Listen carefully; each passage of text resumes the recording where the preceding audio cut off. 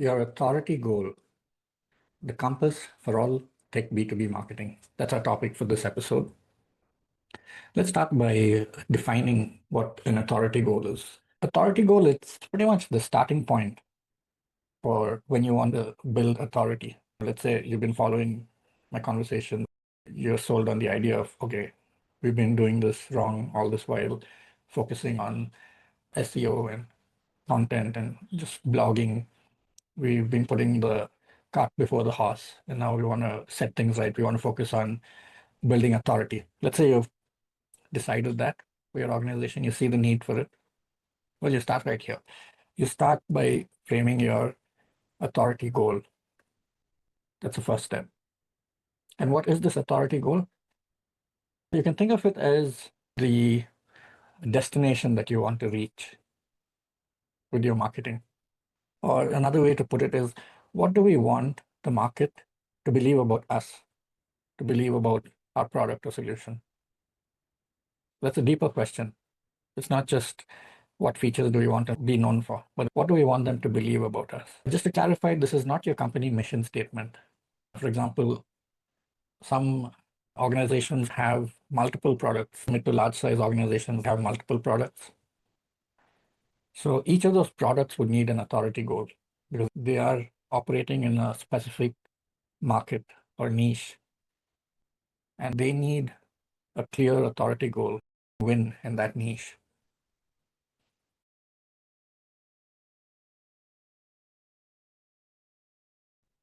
You've also heard us talk about belief pillars, some of our other episodes. Those are the set of core beliefs you have that you want people to have about you. How do these two connect, authority goal and belief pillars? I've explained in the past that your authority goal is like the roof resting on these pillars of beliefs, the belief pillars. Or if you use the journey example, if the authority goal is your destination, the beliefs are the roads that lead you there. So that's how they're related. Another way to put it is that the authority goal is earned recognition that makes you as the go-to expert in something that matters or in your own niche. When this happens, your audience automatically chooses you over others. That's the benefit. That's the power of having a clear and powerful authority goal. So now we've defined it, we know what it is. Let's look into some of the characteristics of an authority goal and what it is, what it's not. So one thing to know about an authority goal is that it can change over time. It's not static. It could change every few months, every few years. It's not going to change every month, every few weeks. It's something deeper. So it could change once in a couple of years or sooner than that. As your product's direction changes drastically, or when you realize that your market has changed fundamentally, then you start to figure out, should I change my authority goal so that my product is better positioned to win in this market? And if the answer is yes, then you need to relook at changing your authority goal. So your authority goal is not static. It can change, but it doesn't change every week or every month. It changes likely once a year or so when you need to relook at your business strategy. Like I said, it's the North Star to your marketing. So it acts as this anchor for all marketing activities. Once your authority goal is framed, everything you do in marketing should align to your authority goal. It should help get you closer to that authority goal. And if it's not, you shouldn't do it. So it's a good way to assess, is this worth my time? Is this worth my effort? Another idea closely related to the authority goal is product positioning. And you'll come across this a lot. A lot of people, a lot of books talk about product positioning, and they have a lot in common. The perspective is a bit different, and how you talk about them is a bit different, but a lot of overlap. Let's just say that. So for some of you already familiar with product positioning, you won't find an authority goal as something totally foreign. They're very aligned and very similar with some minor perspective differences. Authority is more belief-centric, belief-led, whereas product positioning, it's centered around your product and the market. So it's product market thing. And with authority, it's about beliefs and the mindset of users that you're trying to influence. So They're very similar. They have a lot of overlap, just some nuances and difference there. Another thing to note about an authority goal is that you should have it in multiple formats. You should have a one-line authority goal, but you should expand that one line into a one paragraph authority goal. And you should further expand that one paragraph authority goal into a one page. It could be explaining your authority goal in detail in that one page with key concepts. But they serve different purposes. And the more crisp it is, the one liner, that's really easy for you to keep it top of mind always. Focus on keywords in that one liner and just mention it frequently in different places, maybe on your website, on the homepage in some form. The one paragraph explains it in detail, just to clarify to your team so they all get it, they're all on the same page. Be talking about the same terms in the same way. The one page goes into more detail, and it's your internal doc that anyone who's writing marketing content, doing SEO, or anything related to marketing should read and be familiar with what your authority goal actually means in practice. So that has more context and background. So you can have it in multiple formats, and it's necessary and good for you to have it in those formats. Okay, so we spoke about the definition. We spoke about some of the characteristics of an authority goal. Now let's look into some examples. We'll start with some bad examples to see what an authority goal is not supposed to look like. So there are some bad examples. We want to be the authority in DevOps. Now, let's say you provide DevOps services, you're a managed services provider in the DevOps space. If you say we want to be the authority in DevOps, that's really generic. It's very broad. So your authority goal should be very specific. Within DevOps, there could be so many subsections within DevOps. Choose one of them if you can, or a couple. Talk about your approach to DevOps. What is your unique approach to DevOps? That's how you make it more specific. Let's look at another one. We want to be known for innovation. This one is too vague because it's a very broad thing. Everyone wants to be innovative. But in what way do you want to innovate? For whom? What kind of innovation? Another example is we want to be known for our dashboard or our real-time updates. The problem with this is they're so specific about one part of your product that they've gone too much into the weeds and there's no story around it. It misses out so much more that your product could stand for. So don't get so specific. Another example, we want to be the Stripe of AI. Preferably don't try to bring in another successful brand in your authority goal. Try to be clear in your own words without referencing another brand.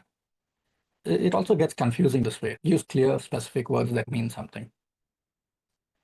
We want to be seen as strategic.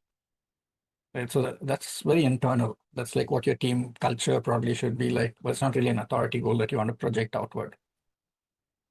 All right, so done with some bad examples. Let's look at some examples that are good, above average. I've come up with these. These are real companies, real startups. This is not their stated authority goal. I'm just giving you examples. Let's look at Kubernetes, popular open source tool. Kubernetes authority goal could be the universal platform for container orchestration.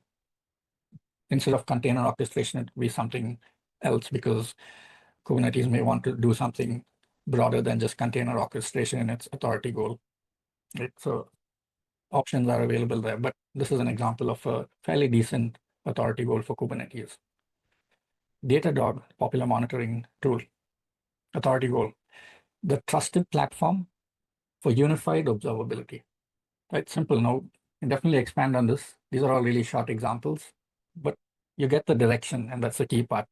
If I was head of marketing for Datadog, I definitely want to expand on that, give it more detail, but this is just for example purposes.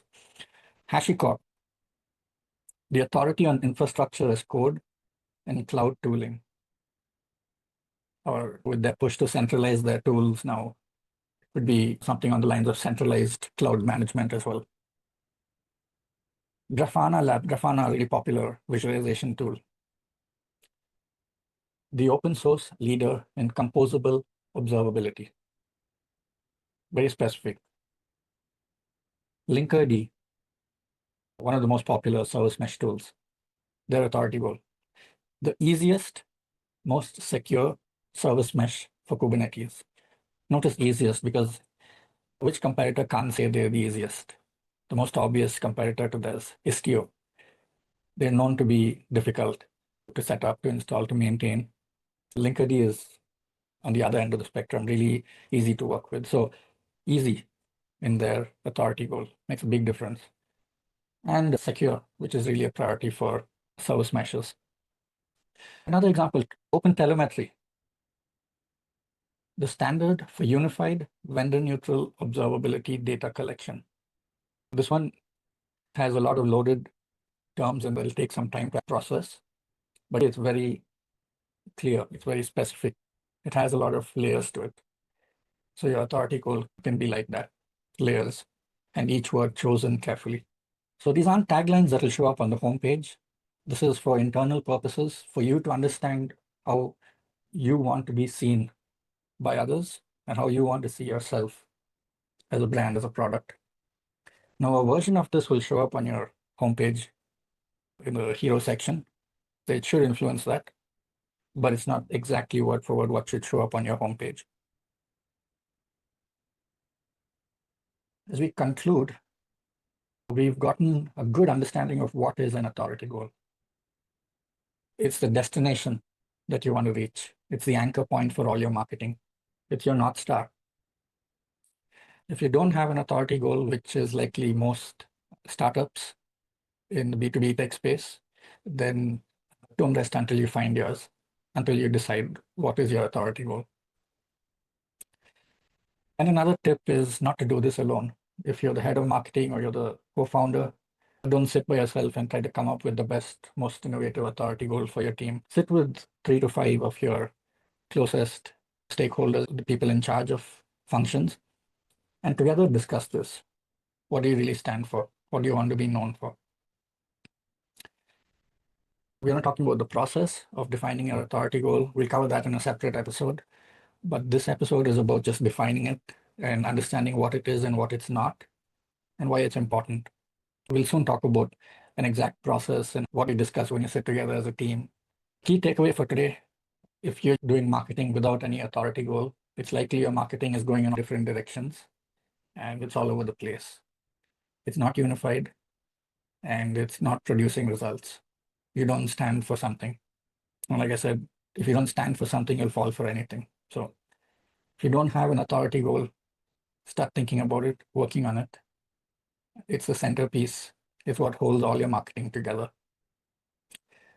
Hope you like what you heard. Do join us again in the next episode. This is Dwayne Taylor signing off. Check out more of our stuff and drop by our website as well, writewise.com, WRITEWYZE.com. See you on the next episode.